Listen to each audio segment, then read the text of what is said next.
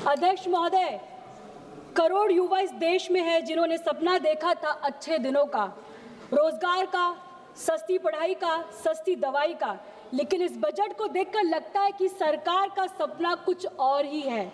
अध्यक्ष महोदय, सरकार कह रही है 44 लाख करोड़ का टैक्स रेवेन्यू होगा। देश का कुल कर्ज आज भी जीडीपी का करीब 55% है।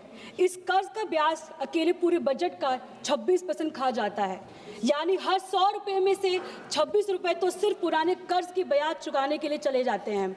अध्यक्ष महोदय, सरकार ने 12 साल में देश पर कर्ज का बोझ इतना बढ़ा दिया है कि जो पैसा गरीब के घर, किसान के खेत, बच्चे की पढ़ाई और मजदूर की तनख्वाह पर लगानी चाहिए वो पहले ही अधूरा चुकाने में चला जाता है।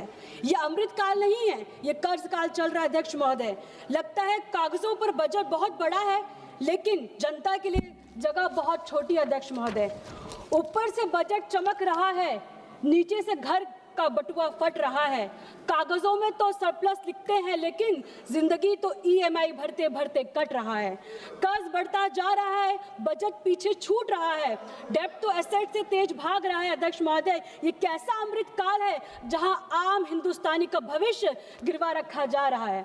अध्यक्ष महोदय, 2019 में इस सरकार ने बड़ी कंपनियों का कॉर्पोरेट टैक्स 30% से घटाकर 22% कर दिया।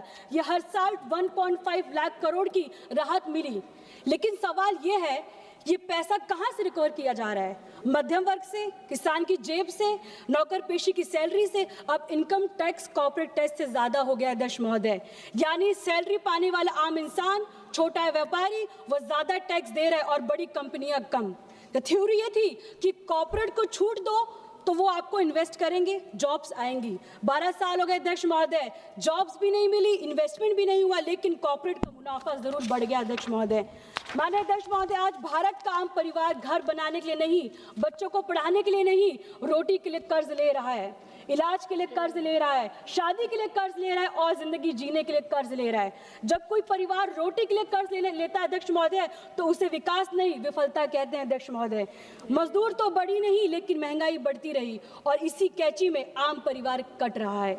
घरेलू बचत 5 साल के सबसे निचले स्तर पर। अध्यक्ष महोदय, ये आंकड़े चीख चीख कर बोल रहा है, लेकिन सरकार के कान बंद है, आंख भी बंद है और मुंह सिर्फ खुलता है तो विकसित भारत बोलने के लिए खुलता है। अध्यक्ष महोदय, मैं ये कहना चाहूंगी आपको कि जनता को करीब 14% मेडिकल महंगाई सहनी पड़ती है, जो सरकार चार्ट में दिखाती नहीं है। करीब 12% शिक्षा महंगाई झेलनी पड़ती है, जो सरकार आंकड़ों में शामिल नहीं करती है। कई परिवार आज अपनी पुरानी कमाई का आधा हिस्सा सिर्फ एक बच्चों की पढ़ाई में लग जाता है और एलपीजी की मांग ने तो हर रसोई को छुआ है और छोटे ढाबे बंद कर रहे हैं, कर्मचारी छटनी हो रही है। अध्यक्ष महोदय, असली महंगाई वो है जो आम आदमी को महसूस कराता है, जो किसी गवर्नमेंट रिपोर्ट में नहीं लिखी होती है। अध्यक्ष महोदय, उत्तर प्रदेश सबसे ज्यादा सांसद इस पार्लियामेंट में आते हैं, लेकिन वहां का पर कैपिटा इनकम आज भी नेशनल एवरेज से भी कम है। इतने सालों में डबल इंजन गवर्नमेंट तो बनी आपकी, लेकिन डबल इंजन तो लगा तो दिया आपने, लेकिन आदमी से भरी ट्रेन खींचने के लिए उस इंजन में दम नहीं। अध्यक्ष महोदय, मैं आपसे ये कहना चाहूंगी कि मिडिल ईस्ट की इस लड़ाई के दौरान अमेरिका ने कहा कि उन्होंने भारत को दूसरे देशों से तेल लेने के लिए अलाउ किया।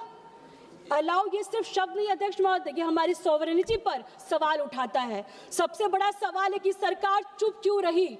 सरकार के जो ये लोग रोज बड़ी बड़ी बातें करते हैं अध्यक्ष महोदय, वो आज किसी दूसरे देश की प्रेस कॉन्फ्रेंस में अलाउ जैसे शब्द सुनकर चुप बैठे हैं। अध्यक्ष महोदय, 1971 में इंदिरा गांधी जी ने प्रेसिडेंट निक्सन की धमकी को नकारा था, अटल जी ने पोखरण के जरिए दुनिया को जवाब दिया था। आज हम अलाउ सुन रहे हैं और सरकार किसी व्यक्ति की तरफ से ट्वीट नहीं आया। अध्यक्ष महोदय, मैं आपको ये कहना चाहती हूँ, ये कैसा आत्मनिर्भर सरकार है, ये कैसा देश है। मगर मैं ये कहना चाहूंगी, चिप भी विदेश का है, एआई भी विदेश का है, तेल भी विदेश का है, ऊपर से इजाजत भी अमेरिका दे हमें। ये कैसा आत्मनिर्भर पल रहा है अध्यक्ष महोदय। वेवर लेकर भी खुद को ग्लोबल लीडर बताने से सबसे बड़ा विडंबना है। अध्यक्ष महोदय, जब अपना फ्यूल भी दूसरे के लाइसेंस से मिली तो देश की सॉवरेनिटी पर सीधा सवाल उठता है। अध्यक्ष महोदय, भाषणों में तो आत्मनिर्भर है, फैसलों को किसी और के अलाउ का इंतजार करते हैं। अध्यक्ष महोदय, ये लोग G20 देशों में फीमेल वर्क पार्टिसिपेट सबसे कम है। अध्यक्ष महोदय, भारत में 20 से 29 साल की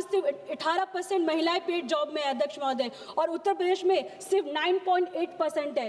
रूरल सिक्योरिटी पर खर्च नहीं है, यानी उसकी सुरक्षा भी नहीं है और रोजगार भी नहीं है, और ऊपर से नारी शक्ति नारा थमा दिया जाता है अध्यक्ष महोदय। नारी शक्ति बैनर पर लिखने से नहीं होता अध्यक्ष महोदय, बजट में दिखाने से होता है। मैं आपसे कहूंगी 2 मिनट मुझे और दे दीजिए बोलने के लिए। और जीडीपी में मैन्युफैक्चरिंग का हिस्सा बढ़ने की जगह घट गया है अध्यक्ष महोदय। जब हम 100 रुपए का फोन मेक इन इंडिया कहकर बेचते हैं और उसमें 85 का सामान चाइना से आता है, तो इस मैन्युफैक्चरिंग नहीं, इसको असेंबली कहते हैं अध्यक्ष महोदय। असेंबली को मैन्युफैक्चरिंग का नाम देना ही डाटा का हेराफेरी अध्यक्ष महोदय।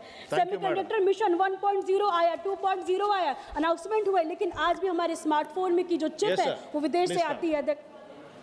ऑनरेबल स्पीकर साहब, आपका बहुत बहुत शुक्रिया, आपने बजट पे बोलने का मौका दिया।